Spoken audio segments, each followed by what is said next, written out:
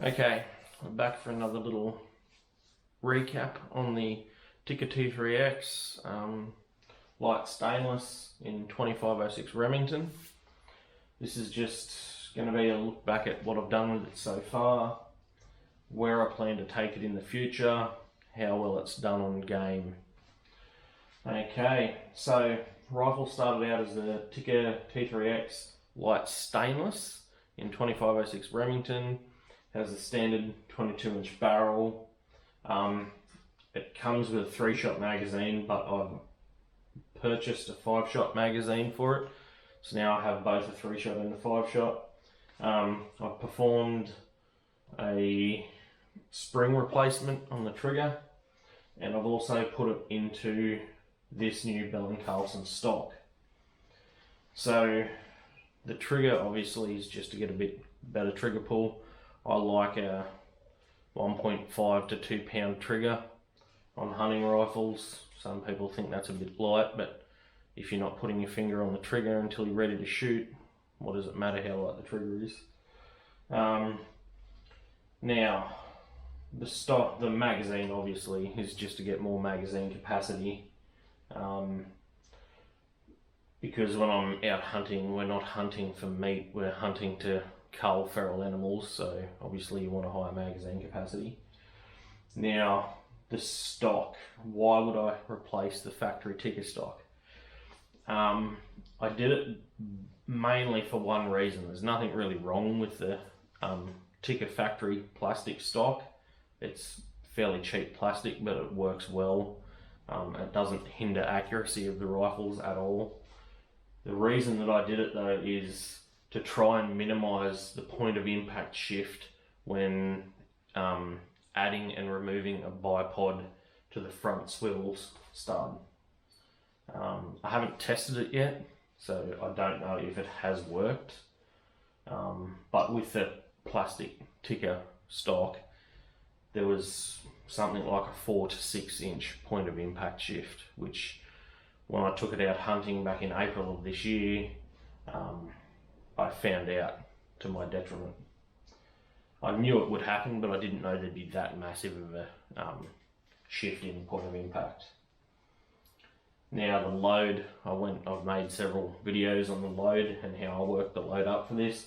It was the Spear 100 grain boat tail soft point, clocking along it off the top of my head, 3,234 feet per second, something like that. So decent. I've got them loaded fairly hot for a 22-inch barrel, but that load in this rifle wasn't showing pressure signs. Now, that load on pigs seemed to work good. I never weighed any of the pigs that I shot, but they were a couple of them would have easily been in the 65 to 70 kilogram range, so 130, 140 pound pigs. Decent, but not that big. It killed all of them. The only concerns really that I have about it is that projectile. When I took a raking shot on a pig that I'd already downed and I was just trying to finish it off quickly, the projectile, I'll insert a photo here so you can see, the projectile passed along the pig as the pig was laying down, went into the pig, but because it was travelling at an angle, you could actually see how explosive the projectile was before it fully entered the chest cavity. It removed a decent chunk of meat, so that leaves me with some concerns that on a really big pig or a pig that's got a bit of mud on the side of it where it's been wallowing, that projectile may not be stout enough to put it down cleanly. So in the future I may look at either moving to still a cup and core projectile that's heavier and maybe of a control design, so maybe AccuBond, Hornet, I don't know if Hornet make an Interbond in 25,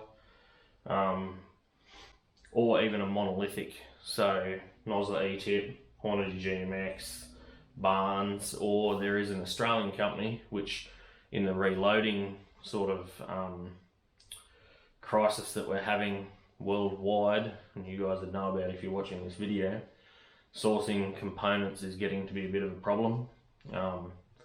25 cal projectiles aren't exactly that common, they're not that popular over here. You see more 22, 6mm, 6.5, 270, 308 than 25 cal availability. So if I move to a monolithic, I might look at the Australian company, Outer Edge Projectiles. They do an 80 grain ball bearing tip monolithic, and it's a coated projectile, but it's not molly. It looks like molly, but it's not apparently. And it doesn't stay in your barrel. It's not hard to clean out like molly. 80 grain, fairly light, but it's monolithic, so they will hold together fairly well and penetrate.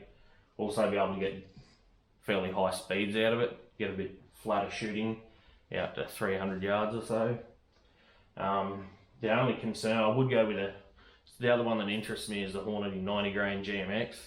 The problem again is availability. I don't want to keep working up loads for projectiles that I can't get consistently, which is why I'm looking at the Australian ones. The Outer Edge projectiles I think are slightly dearer than the Hornady GMX, but basically guaranteed supply within Australia, which is a plus for that. So it's either stick with the cup and core or go monolithic. Cup and core is a lot cheaper, but for the amount of hunting I do, I can afford to buy the monolithic projectiles, so I think I might step in that direction. The Spear 100 grain boat tail soft point would be fine on goats. It's just pigs where they're going to have either real big bodies or they're going to have been laying in mud and have dried, caked on mud on them. That's the only thing that worries me about that Spear projectile. Now, the other plan is to eventually replace the Zeiss Conquest HD5 that I've got on it, 3 to 15, with a Meopta Optica 5, 3 to 15.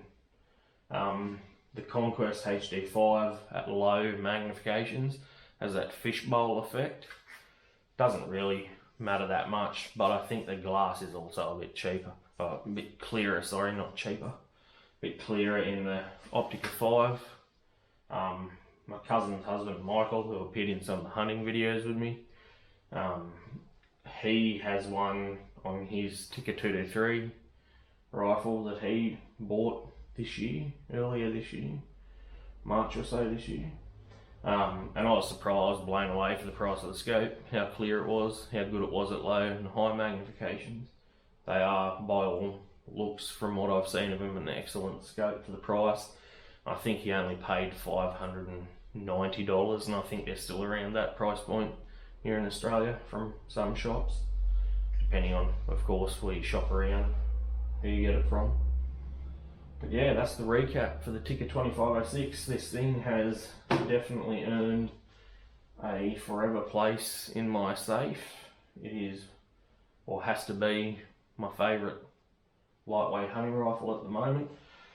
The other thing I want to mention too is the stock replacement from the Tikka plastic stock was something only like 20 or 30 grams difference between the Bell & Carlton with the aluminium chassis and the Tikka plastic stock, so it added very little weight to it, which is good because sticking with the lightweight hunting rifle theme, it all adds up, especially if you've got to carry it a long way. Okay, so that's a quick recap.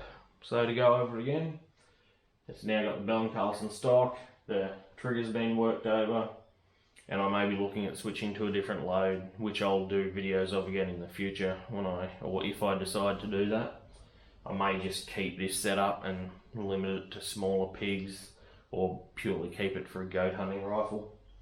And the scope might get replaced eventually. Okay, that's a quick little recap.